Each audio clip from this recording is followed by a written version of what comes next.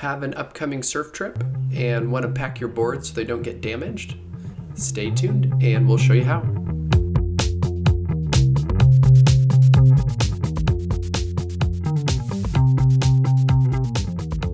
So here's how we pack our surfboards for travel. We just did this on our surf trip to Waco, Texas at Waco Surf.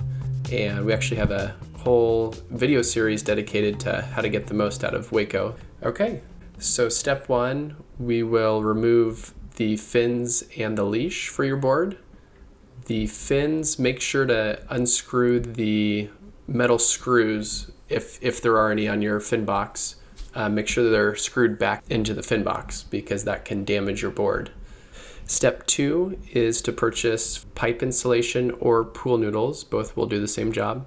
Bubble wrap, fragile stickers, painters or masking tape. And then step three, we'll go ahead and put the pipe insulation or the pool noodles onto the rails of the surfboard. I'd recommend using 3/4 inch diameter or 1 inch diameter, and that makes it easier to go onto your rails and also your tail and nose. Go ahead and use a pool noodle or pipe insulation on each of the rails, and then we'll also cut it and we'll put it onto the tail. And you can also do a little section for the nose if you want. Definitely recommend doubling up on both the tail and the nose. Those are the most vulnerable parts of the board, and so those are the easiest to get damaged in travel. And then step four, if you purchase bubble wrap, you'll want to cut some pieces and you're going to put this on top and on bottom of your board.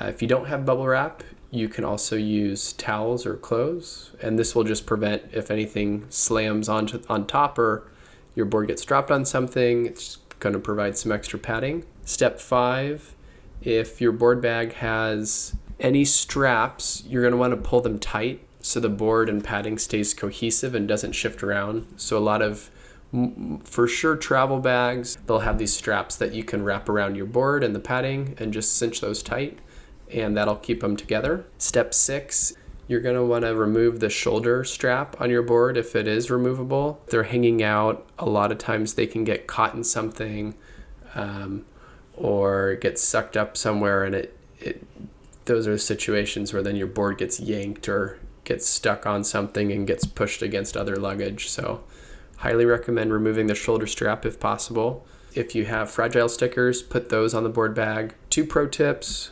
Pro tip number one, if you're using a double board bag, put your bigger/heavier board on the bottom.